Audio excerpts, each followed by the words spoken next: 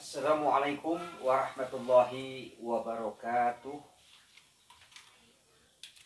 Alhamdulillahirabbil alamin wassalatu wassalamu ala asrafil anbiya'i wal mursalin wa ala alihi wa sahbihi ajmain wa ba'd. Saudara-saudara yang dirahmati Allah Subhanahu wa taala, anak-anakku yang sedang belajar jarak jauh, pada kesempatan kali ini Bapak akan menyampaikan materi pelajaran PAI kelas 7 semester 2 bab 10 tentang sholat jama' dan qashar. Namun pada video kali ini membatasi durasi yang tersedia, maka Bapak akan bahas tentang materi sholat jama'. Sedangkan sholat qashar tonton pada video berikutnya. Anak-anakku, saudara-saudara yang dirahmati Allah Subhanahu wa taala. Sebagai seorang mukmin, tentu sudah merupakan kewajiban kita untuk senantiasa menegakkan dan mendirikan sholat. Dimanapun kita berada, kapanpun kita wajib mendirikan sholat itu sendiri. Allah Subhanahu wa taala telah memberikan kemudahan dan keringanan bagi hambanya manakala seorang hamba menemui kesukaran di dalam melaksanakan sholat 5 waktu. Nah, salah satu bentuk yang diberikan oleh Allah yaitu keringanan kepada hambanya dalam beribadah, yaitu ada syariat yang menentukan kebolehan sholat jama' dan sholat qashar. Sholat jama' adalah sholat yang digabung, disatukan. Sholat qashar adalah sholat yang diringkas. Nah, sekarang kita bahas mengenai sholat jama'. Sholat jama' artinya sholat yang dikumpulkan atau disatukan, yakni menyatukan dua sholat dalam satu waktu.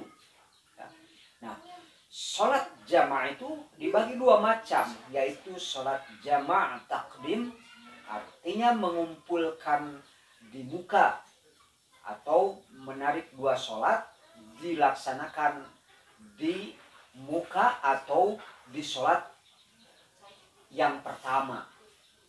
Artinya kita mengerjakan sholat duhur dan asar ya, disatukan dalam satu waktu dan dikerjakan di waktu zuhur. Jadi asar waktunya tiba, kita tidak melakukan asar lagi karena sudah ditarik ketika digabung di sholat duhur. Dan mengerjakan sholat maghrib itu digabungkannya dengan sholat isya, dilaksanakannya pada waktu maghrib karena jama' takdim. Jadi dalam waktu isya kita tidak melakukan sholat isya lagi karena sudah ditarik bersama di dalam sholat maghrib. Jadi sudah dilaksanakan pada sholat maghrib. Jadi isya tidak melaksanakan lagi. Lalu sekarang jama' takhir artinya mengumpulkan tetapi dilakukan atau dikerjakan sholat tersebut di akhir atau di sholat yang kedua. Contohnya kita menjama' takdim sholat duhur dengan asar, tentu dilakukannya pada waktu sholat asar. Jadi ketika sholat duhur kita tidak melakukan sholat duhur, tetapi ditarik, diakhirkan pelaksanaannya pada waktu sholat asar. Dan ketika kita mengerjakan sholat jama' takdim antara maghrib dengan isya, maka ketika kita mengerjakannya, maka karena disebut jama' takhir, maka pelaksanaannya maghrib ditarik ke isya. Itu namanya sholat jama' takhir. Jadi ketika waktu maghrib kita tidak mengerjakan sholat maghrib karena akan digabungkan nanti bersama dengan sholat isya. Ini yang disebut dengan sholat jama' takhir. Nah, jadi ada dua kesimpulannya. yang disebut dengan jamak itu. Yang pertama, jamak takdim, pelaksanaannya di awal waktu.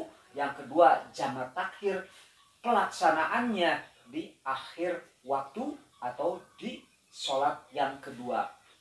Nah, sekarang bagaimana cara jamak takdim dilaksanakan? Pertama, sholat duhur terlebih dahulu, lalu kita melakukan sholat asar, dan sholat maghrib lebih dahulu, lalu kita melakukan sholat isya. Mengerjakannya secara berturut-turut, tidak boleh diselingi perbuatan lain, atau tidak boleh lama perpisahan antara keduanya. Lalu kita melakukan niat jamak dalam sholat yang pertama, yaitu di sholat yang zuhur kita melakukan niat, lalu kita ketika akan melakukan sholat asarnya juga kita melakukan niat kembali. Lalu maghrib dengan isya, ketika hendak melakukan sholat maghrib kita berniat, dan nanti setelah selesai sholat maghrib, lalu ketika kita akan melakukan sholat isya, maka ada niat kembali. Niatnya silakan, lafaznya sudah Bapak siapkan di dalam video yang berikutnya. Nah, sekarang cara jamak takhir. Tadi cara jamak takdim. Cara jamak takhir yaitu satu, berniat mengumpulkan sholat dalam waktu sholat yang pertama, yaitu dalam waktu zuhur atau maghrib. Berniat akan mengumpulkan sholat zuhur dengan asar, atau mengumpulkan sholat maghrib dengan isya. Lalu setelah niat, baik di sholat pertama maupun yang kedua, caranya adalah juga melaksanakan sholat jamak takhir. Tidak disyaratkan apakah harus sholat yang pertama dulu atau sholat yang kedua. Jadi boleh mana yang kita akan kerjakan. Umpamanya kita akan sholat menjamak takhir antara duhur dengan asar, maka ketika kita melakukan zuhur dengan asar disatukan, maka kita boleh zuhur dulu atau asar dulu, atau sebaliknya asar dulu atau duhur dulu pelaksanaannya. Nah, itu cara mentakhir atau menjamak takhir sholat duhur dengan asar. Nah, sekarang sholat asar lebih dahulu, lalu sholat duhur, itu juga boleh, atau sholat duhur dulu lebih dahulu, lalu sholat asar juga boleh.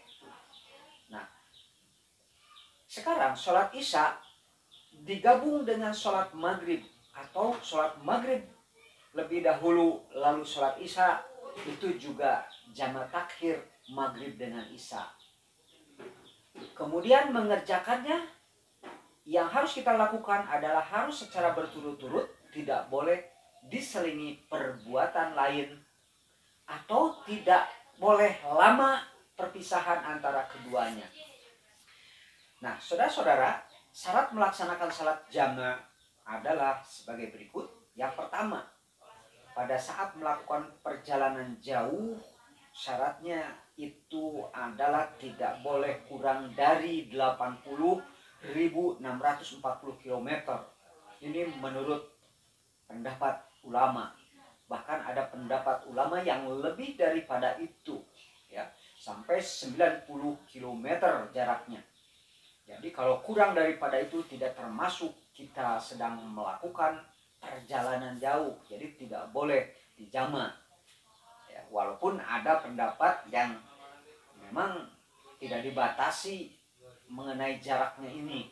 Mengenai jaraknya tergantung kepada kelayakan, apakah kita layak disebut sedang dalam perjalanan jauh atau tidak. Nah, Bapak tidak akan membahas masalah tersebut lebih jauh. Yang kedua sekarang, selain jarak juga kita berniat menjamak sholat dalam takbiratul ihram. Jadi niat itu adalah suatu hal yang sangat penting, tidak boleh ditinggalkan. Niat sholat ada yang dilafazkan, ya, ada yang tidak. Jadi cukup dalam hati saja. Untuk sholat yang niatnya dilafazkan, itu Bapak menyediakan video bagaimana untuk anak-anak bisa menghafalkan lafaz niat sholat itu. Nah, Bapak juga tidak akan membahas masalah niat dilafazkan atau tidak, mana yang lebih kuat. Yang ketiga sekarang, perjalanan itu tidak merupakan perjalanan yang maksiat. Jadi perjalanannya perjalanan yang betul-betul baik.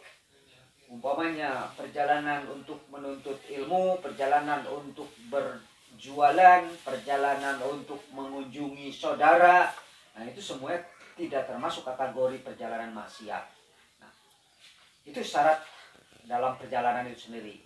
Kemudian yang keempat, dalam keadaan sakit atau kita menemukan suatu kemadorotan, itu boleh sholat dijama. Nah, ketentuan-ketentuan itu mudah-mudahan anak-anak pahami semuanya. Dan insya Allah pada video selanjutnya mengenai sholat qashar akan Bapak bahas lebih lanjut. Demikian, semoga bermanfaat. Terima kasih atas perhatian. Mohon maaf atas segala kekeliruan. Wabillahi taufiq wal hidayah. Wassalamualaikum warahmatullahi wabarakatuh.